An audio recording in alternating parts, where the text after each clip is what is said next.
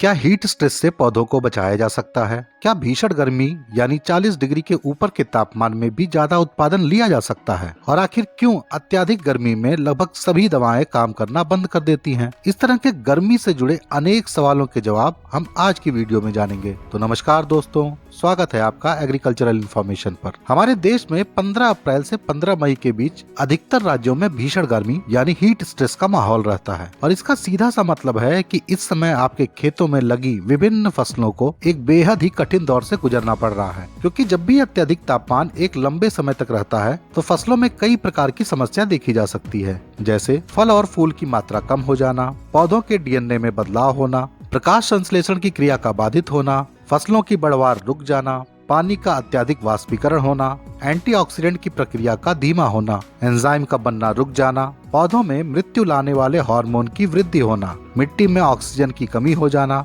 बढ़वार लाने वाले हार्मोन का बनना कम हो जाना और इस प्रकार के अनेक घातक बदलाव पौधों में हीट स्ट्रेस के दौरान वैज्ञानिकों द्वारा देखे गए हैं और इनमें से कई बदलाव अकेले ही किसी भी फसल को पूरी तरह से खत्म करने में सक्षम होते हैं। यानी कुल मिलाकर मुद्दे वाली बात यह है कि अगर आपने इस पर पर्याप्त ध्यान नहीं दिया तो इसकी बहुत ज्यादा संभावना है कि आने वाले समय में आपकी लगाई हुई फसल खत्म हो जाएगी, क्योंकि अत्यधिक गर्मी में एक निश्चित सीमा से ज्यादा नुकसान होने के बाद पौधों को वापस स्वस्थ बनाना लगभग असंभव हो जाता है। इसलिए गर्मियों में सफल होने के लिए सबसे पहले तो आपको यह समझना होगा कि आपकी पौधों में नुकसान किस हद तक हुआ है और इसको जानने के कुछ तरीके हैं। जैसे यदि सभी पत्तियों के किनारे सूख रहे हैं और कुछ पत्तियां पूरी तरह से सूख गई हैं, इसके अलावा आधी सूखी हुई पत्तियों के हरे भाग में भी धब्बे आ गए हैं, तो इसका सीधा सा मतलब है कि पत्तियों के अंदर की संरचना बुरी तरीके से बिगड़ चुकी है और ऐसी स्थिति में पत्तियों के माध्यम से खाद, कीटनाशक और फफूंदीनाशक कोई विशेष काम नहीं करेगा। इसलिए ऐसी स्थिति में आपको ज्यादातर दवाओं को जड़ के माध्यम से देना पड़ेगा और स्प्रे से कुछ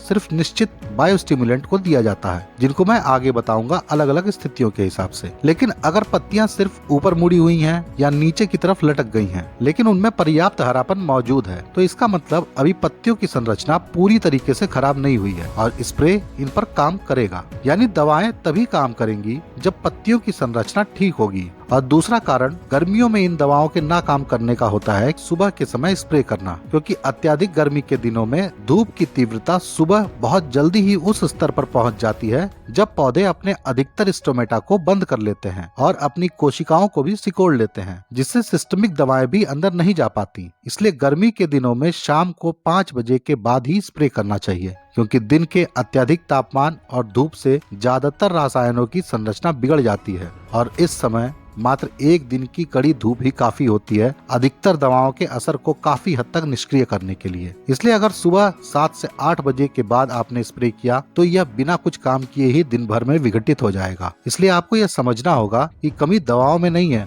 बल्कि दिक्कत माहौल की है। इसी तरह गर्मी में अगर आप सिस्टमिक दवाओं का प्रयोग हीट स्ट्रेस से क्षतिग्रस्त पौधों के लिए करते हैं तो ये दवाएं पौधों के अंदर जाकर टूटती हैं, जिससे पौधों में फायदा होने के बजाय और ज्यादा साइड इफेक्ट्स दिखने लगेंगे, जैसे पत्तियों का और ज्यादा जलना या झुलस जाना या दाग और धब्बों का आ जाना। इसलिए इन रासायनिक दवाओं का प्रयोग इन गर्मी के दिनों में आखिरी विकल्प होना चाहिए और यही बात अधिकतर रिसर्च में बताई गई है। इसके अलावा कुछ लोग स्प्रिंकलर से सिंचाई करने की भी सलाह दे रहे हैं और उनके हिसाब से इससे खेत का तापमान 4 से 5 डिग्री बाहर की अपेक्षा कम रहेगा और कुछ हद तक उनकी बात भी सही है। लेकिन दोस्तों, मैं आपको साफ तौर पर यह बताना चाहूंगा कि स्प्रिंकलर की सिंचाई से जैसे ही आपके खेत का तापमान अगल बगल से कम होगा तो इतनी ज्यादा दिक्कत फफूंदीजनक रोगों की आ जाएगी कि उसको रोकना लगभग असंभव होगा, क्योंकि 32 से 35 डिग्री का तापमान, मिट्टी की सिर्फ ऊपरी सतह में नमी और पत्तियों पर भारी मात्रा में मौजूद पानी के कारण ह्यूमिडिटी भी ज्यादा होगी और यही सबसे अनुकूल परिस्थितियां होती हैं अधिकतर फफूंदीजनक रोगों के लिए। और साथ ही इस प्रकार का माहौल एक प्रकार का आमंत्रण है पूरे क्षेत्र के कीटों के लिए। इसलिए सभी कृषि वैज्ञानिक हीट स्ट्रेस से बचने के लिए नीचे से पानी देने की सलाह देते हैं ताकि मिट्टी में नमी गहराई तक बनी रहे। लेकिन स्प्रिंकलर से मिट्टी में सिर्फ ऊपर की 1 इंच की मिट्टी ही गीली होगी, जो शाम तक ही सूख जाएगी और मिट्टी के अंदर का तापमान भी बढ़ जाएगा। और यह बात दोस्तों हमेशा ध्यान रखिएगा कि मिट्टी के ऊपर के तापमान से काफी ज्यादा खतरनाक होता है मिट्टी के अंदर का तापमान का बढ़ना। इसलिए इस बात पर विशेष ध्यान रखना है कि मिट्टी का तापमान बिल्कुल न बढ़ने पाए और इसके लिए पूरे खेत में नीचे से हल्का पानी देते रहना चाहिए, भले ही पूरे खेत में ड्रिप लगी हो। और हाँ, अगर आपके पास स्प्रिंकलर है तो भी नीचे से आपको पानी देना चाहिए, लेकिन साथ में सुबह 4 से 5 बजे के बीच में मात्र 10 मिनट के लिए स्प्रिंकलर को आपको चालू कर देना चाहिए। और अगर आपके पास स्प्रिंकलर नहीं है तो प्रति एकड़ 5 से 6 टंकी साफ पानी का स्प्रे दे दीजिए सुबह के समय में, लेकिन यह भी सुबह जल्दी ही देना है ताकि इस सीमित पानी से पत्तियां धुल जाएं और कुछ मात्रा में पत्तियां पानी सोख लेंगी, जिससे उनके अंदर एक ताजगी आ जाएगी और वे सुबह के सीमित समय में ही अपने दिन भर का काम कर सकेंगी। दोस्तों, गर्मियों में सुबह सिर्फ पानी का स्प्रे एक चमत्कार की तरह काम करता है और ये मेरा खुद का अनुभव है कि अगर हम सुबह जल्दी उठकर सिर्फ पानी का स्प्रे या स्प्रिंकलर से मात्र 10 मिनट पानी देते रहें तो पौधे बिना किसी दिक्कत के आराम से इस हीट स्ट्रेस को झेल लेते हैं। लेकिन अब सबसे बड़ा सवाल किसानों का होता है कि आखिर गर्मियों में कितने समय अंतराल पर नीचे से पानी देना चाहिए। तो इसका सीधा सा जवाब है दोस्तों कि पानी देने के बाद जितने दिन बाद भी आपकी मिट्टी में हल्की दरारें पड़नी शुरू हों, आपको उस समय फिर से पानी दे देना चाहिए। लेकिन क्योंकि हमारे देश में अलग अलग प्रकार की मिट्टी मौजूद है, इसलिए यह समय अवधि हर क्षेत्र के लिए अलग अलग होगी। जैसे ज्यादा बालू वाली मिट्टी में हर दूसरे दिन भी पानी देना पड़ सकता है और कम बालू के हिसाब से यह समय अवधि 3 से 7 दिन की भी हो सकती है। इसलिए आसानी के लिए ये दरारों वाला तरीका ही याद रखिए। इसके अलावा हीट स्ट्रेस के दौरान पौधे के किसी भी हिस्से की कटाई या छटाई बिल्कुल भी नहीं करनी चाहिए और यहाँ तक कि जो पत्ते सूख गए हैं उनको भी पौधों से नहीं हटाना चाहिए, क्योंकि ऐसे सूखे हुए पत्ते भी अन्य कई हरी पत्तियों को छांव प्रदान करते हैं,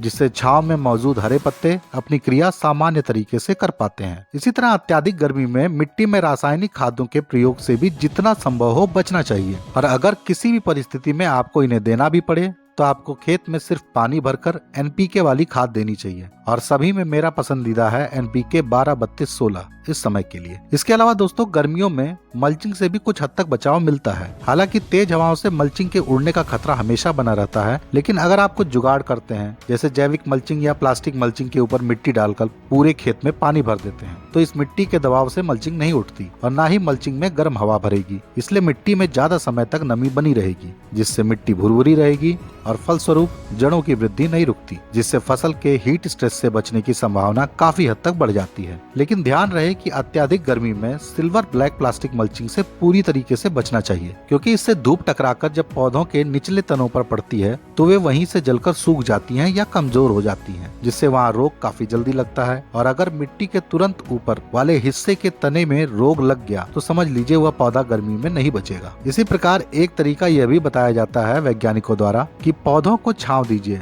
लेकिन वास्तविकता की धरातल पर यह मात्र छोटे स्तर पर की जा रही बागवानी या फिर पॉली हाउस और नेट हाउस में की जा रही खेती के लिए ही संभव है, जिसमें पहले से ही शेड नेट लगा होता है। लेकिन खुले खेत में छांव करना, वो भी इतनी तेज हवाओं में बिना अत्यधिक खर्च किए, तब तक संभव नहीं है जब तक आपने फसल के शुरुआत से ही इसकी तैयारी ना की हो। यानी शुरू में ही आपको मुख्य फसल के साथ अन्य छांव देने वाली फसलों को लगाकर रखना चाहिए, जैसे मक्का, ढैंचा, सनई या नेपियर घास। लेकिन ध्यान रखिएगा दोस्तों कि इन छांव देने वाली फसलों को सिर्फ खेत की बाउंड्री पर लगाने से काम नहीं चलेगा, बल्कि आपको पूरे खेत में उत्तर से दक्षिण की दिशा में हर 6 से 8 फीट की दूरी पर इनकी एक लाइन लगानी पड़ेगी और तभी आपको पूरी सुरक्षा मिलेगी। इसी प्रकार यह बात भी सबने देखी होगी कि खरपतवार अत्यधिक गर्मी में तब तक नहीं सूखते जब तक खेत की नमी पूरी तरीके से खत्म ना हो जाए। और इससे आपको यह समझना चाहिए कि खरपतवारों में गर्मी को झेलने की क्षमता उगाई जाने वाली फसलों की अपेक्षा काफी ज्यादा होती है और खेत में गर्मियों में इन खरपतवारों को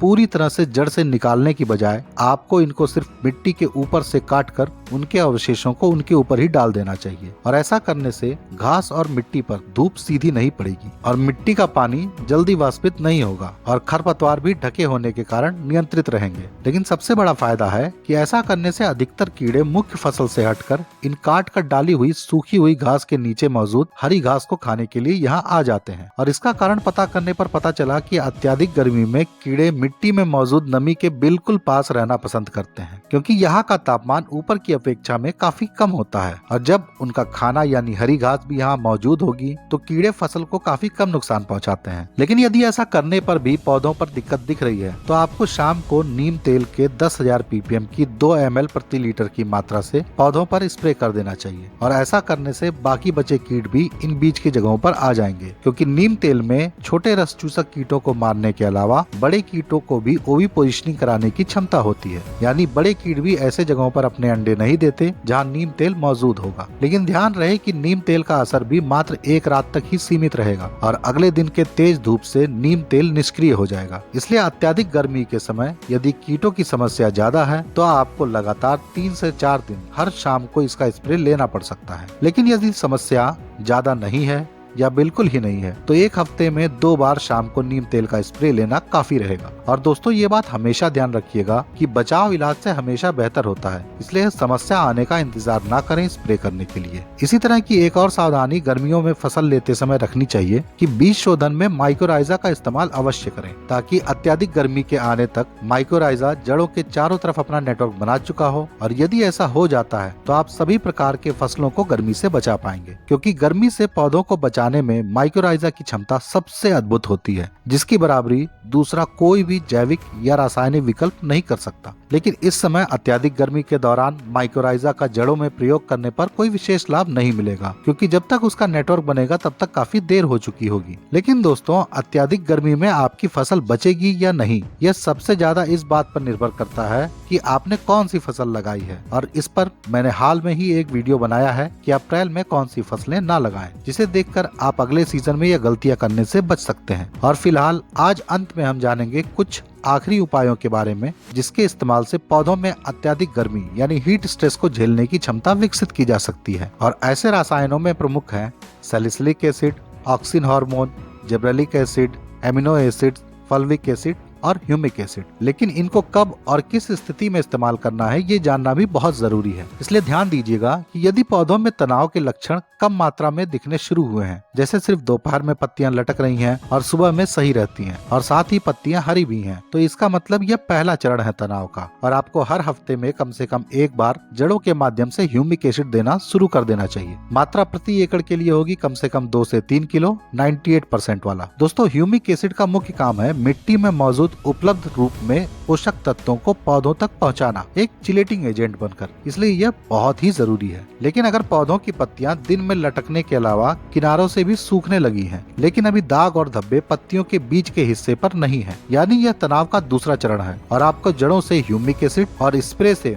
फल्विक और एमिनो एसिड के कॉम्बिनेशन वाली दवा देनी चाहिए, जिसमें से सबसे प्रसिद्ध है बायर का एम्बिशन, और इसकी मात्रा होगी सिर्फ 1 ml प्रति लीटर। लेकिन अगर पत्तों का किनारा सूखने के साथ बीच वाले हिस्से में भी धब्बे आ गए हैं तो यह तनाव का तीसरा चरण है, जिसके बाद पौधों को वापस स्वस्थ करना काफी मुश्किल होता है। इसलिए इस समय आपको जड़ों के माध्यम से ह्यूमिक एसिड और पहला स्प्रे सैलिसिलिक एसिड का देना पड़ेगा, जिसमें से सबसे प्रसिद्ध है यूपीएल का गेनेक्सा, और इसकी मात्रा भी होगी 1 ml प्रति लीटर। और दूसरा स्प्रे 2 दिन बाद तभी दीजिएगा यदि आपको स्थिति में कुछ सुधार दिख रहा हो, और यहाँ इस्तेमाल होगा दूसरे चरण वाला स्प्रे यानी बायर का एम्बिशन, उसी 1 ml प्रति लीटर की मात्रा से। अब दोस्तों यदि आपने कोई सब्जी वर्गीय फसल लगा रखी है, जैसे टमाटर, खीरा, मिर्च या अन्य कोई ऐसी फसल जिसमें फल से फूल बनने की दिक्कत आ रही है, तो आपको जड़ों से ह्यूमिक एसिड देने के अलावा स्प्रे से ऑक्सिन हार्मोन देना चाहिए, जिसमें सबसे प्रसिद्ध है बायर का प्लानोफिक्स, और इसकी मात्रा होगी मात्र 1 ml प्रति 4 लीटर पानी के लिए, यानी सिर्फ 4 ml 16 लीटर की टंकी में डाला जाएगा। लेकिन अगर इससे भी समस्या पूरी तरह से खत्म नहीं होती है तो अगले 3 दिन बाद आपको जिब्रेलिक एसिड का एक स्प्रे देना चाहिए, जिसकी मात्रा होगी 1 ग्राम प्रति 16 लीटर, और इसमें सबसे प्रसिद्ध सुमिटोमो का प्रोजिब है, जिसमें 90% जिब्रेलिक एसिड होता है। दोस्तों इस बात को विशेष तौर पर ध्यान रखिएगा कि इन हार्मोन्स के इस्तेमाल का क्रम यही रहे, और इसके पीछे का वैज्ञानिक कारण तो काफी पेचीदा है, लेकिन आसान शब्दों में आप ऐसे समझ सकते हैं कि पौधों में सबसे मुख्य हार्मोन ऑक्सिन है और जिब्रेलिक एसिड